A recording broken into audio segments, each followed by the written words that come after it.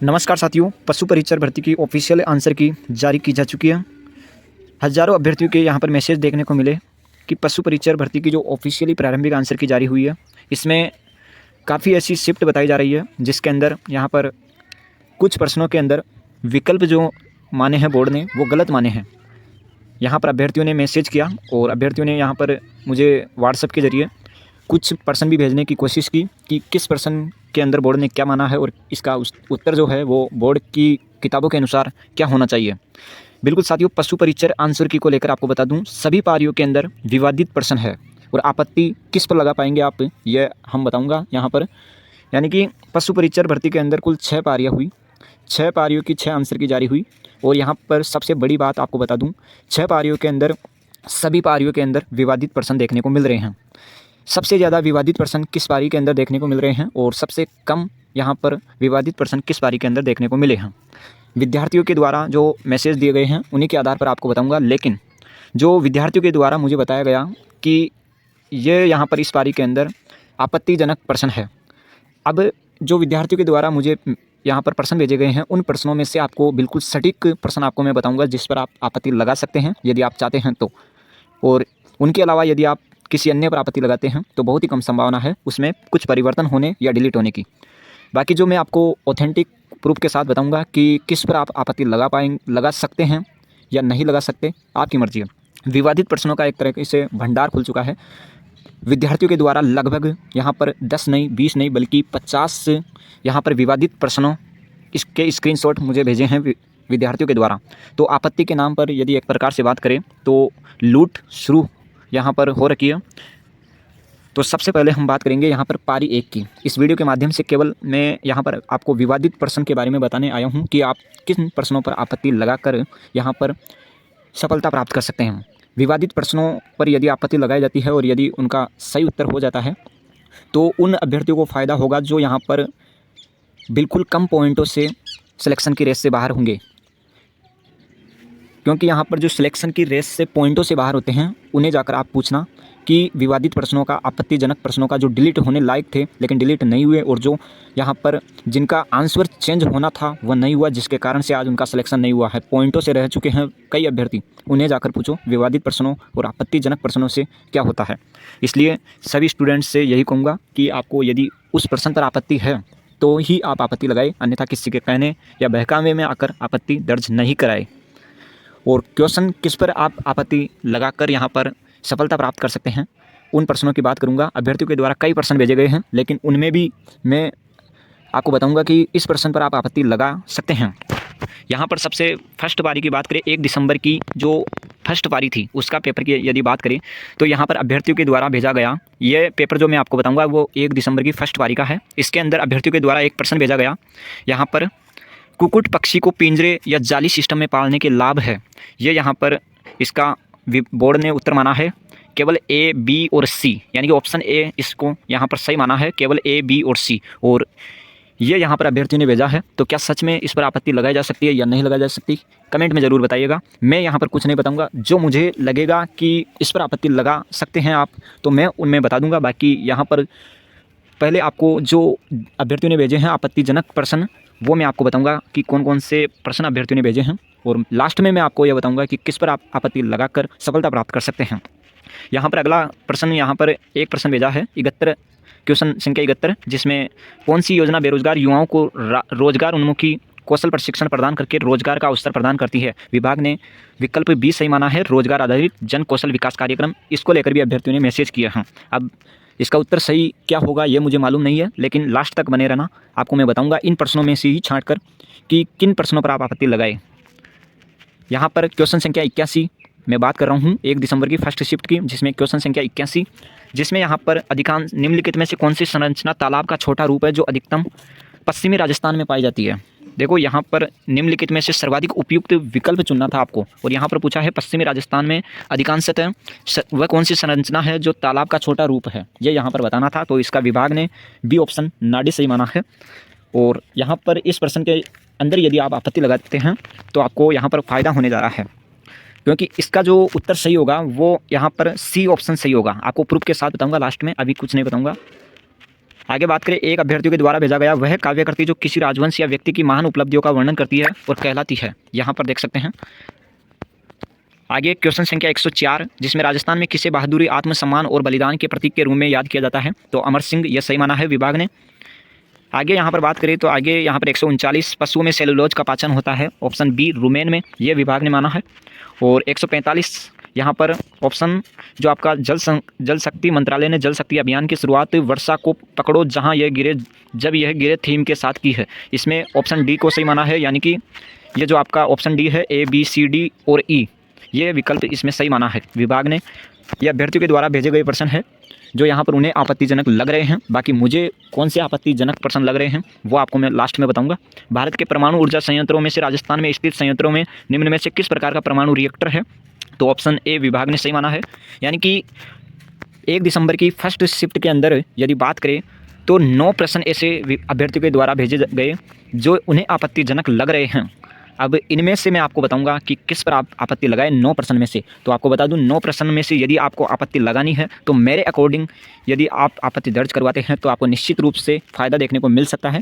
यहाँ पर क्वेश्चन संख्या ये जो आप 1 दिसंबर की फर्स्ट पारी है इसके अंदर केवल और केवल मेरे अनुसार क्वेश्चन संख्या 81 जो है, निम्नलिखित में से कौन सी संरचना तालाब का छोटा रूप है जो अधिकांशतः पश्चिमी राजस्थान में पाई जाती है, इसके अंदर आपको फ़ायदा मिल सकता है। इसमें ऑप्शन बी विभाग ने माना है नाडी, लेकिन इसका ऑप्शन सी सही होगा खडीन।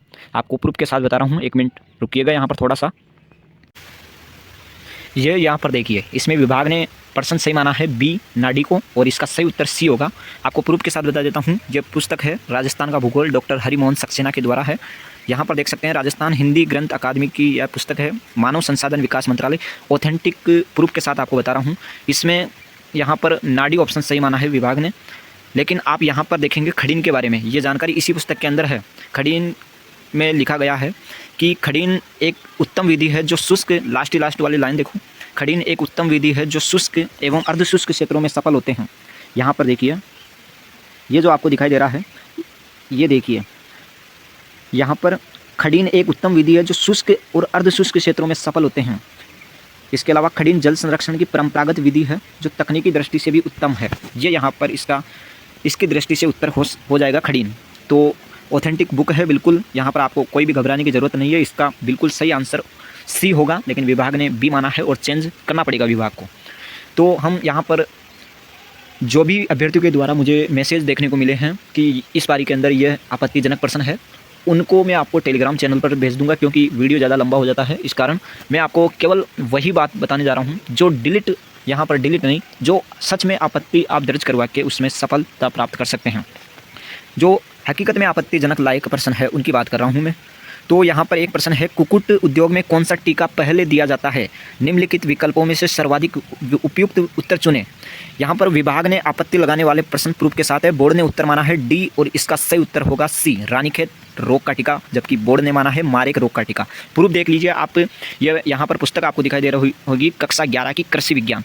इसके अंदर आप देखिए यहाँ पर आपको साफ साफ लिखा गया है, जो यहाँ पर रानीखेत है, ये जो गले का संक्रमण रोग है, इसमें यहाँ पर जो इसका टीका है सबसे प्रथम दिन, यहाँ पर एक बार देख लेता हूँ, रानीखेत रोग का टीका सबसे पहले किसका टीका लगाया जाता है, तो यहाँ पर प्रथम दिन रानीखेत का टीका लगाया जाता है। यहाँ पर बिल्कुल ऑथेंटिक बुक है कक्षा 12 की कृषि विज्ञान, इसके आधार पर आप ये आपत्ति दर्ज करवा सकते हैं।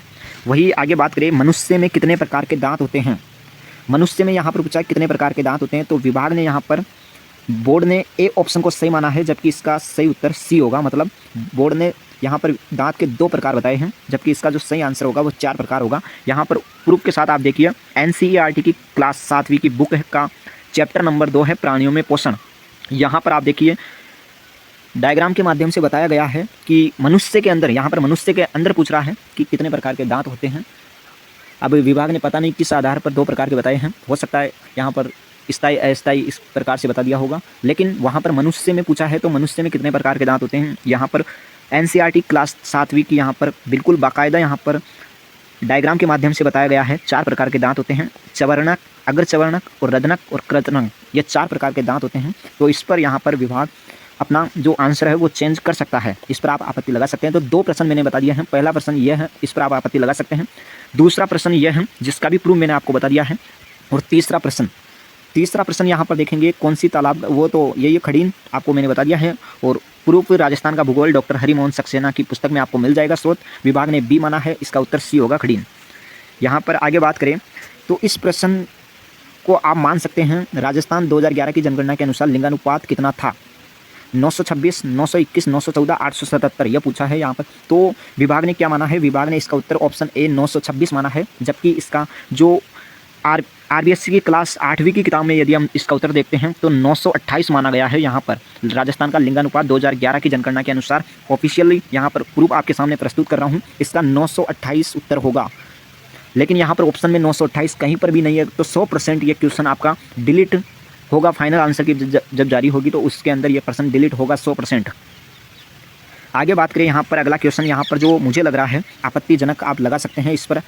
निम्नलिखित में से राजस्थान के प्रथम गवर्नर कौन थे?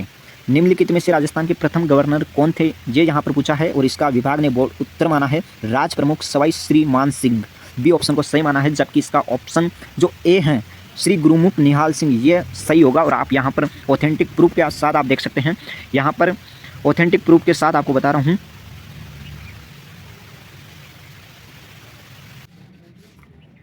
यहाँ पर नीचे आप देखेंगे तो आपको दिखाई दे रहा होगा सरदार गुरुमुख निहाल सिंह राजस्थान के पहले राज्यपाल थे। तो ये सरदार गुरुमुख निहाल सिंह जो है वो यहाँ पर सही आंसर होगा। बोर्ड ने बी माना है, सवाई श्री मान सिंह ने यहाँ पर जो प्रथम राज्यपाल गवर्नर है ये माना है विभाग ने। बाकी इसका सही आंसर ऑप्शन ए होगा, और ये प्रूफ आपको मैंने बता दिया है। और यहाँ पर आगे बात करें, एक क्वेश्चन है, कोटा राज्य प्रजामंडल की स्थापना किस वर्ष हुई? यहाँ पर विभाग ने माना है 1942, जबकि इसका सही आंसर 1939 होगा। इसका सही आंसर 1939 होगा, और यहाँ पर ऑप्शन में कहीं पर भी 1939 नहीं है। 100% ये क्वेश्चन आपका डिलीट करेगा विभाग। यदि आप आपत्ति लगाते हैं तो 100% ये क्वेश्चन डिलीट करेगा, जिस भी पारी का हो। आप खुद को चेक कर लेना है कि ये क्वेश्चन अपनी पारी में आया था या नहीं आया था, और विभाग ने इसमें क्या माना था। मैं यहाँ पर कौन सी पारी बता सकता हूँ, यहाँ पर बहुत सारे प्रश्न हो जाते हैं, इसलिए यहाँ पर प्रूफ देख लीजिए आप। अध्याय 5 है, आरबीएससी की किताब है, राजस्थान में जो जनजागृति एवं प्रजामंडल है, इस पार्ट में से आपको मैं बता देता हूँ। कोटा में जन आंदोलन, यहाँ पर एक बार देख लेते हैं। यहाँ पर देखिए आप, ऑफिशियल प्रूफ के साथ, अभिन्न हरि मांगरोल के रहने वाले थे, इसलिए इन्होंने ये 1939 में कोटा राज्य प्रजामंडल की स्थापना वहीं की। 1939 इसका सही आंसर होगा, ना कि यहाँ पर 1942। आप प्रूफ के साथ लगा सकते हैं, प्रूफ आपके सामने प्रस्तुत है। आगे यहाँ पर बात करें, किस चरण में अलवर, धौलपुर और करौली व्रत राजस्थान में विलय हुआ? यहाँ पर पूछा है कि कौन सा वो चरण है जिसमें अलवर, धौलपुर और भरतपुर, करौली का व्रत राजस्थान के अंदर विलय हुआ है। व्रत राजस्थान के अंदर विलय हुआ है, तो इसका सही उत्तर यहाँ पर जो बोर्ड ने माना है वो यहाँ पर सही उत्तर बोर्ड ने माना है चतुर्थ चरण, जो कि यहाँ पर गलत है।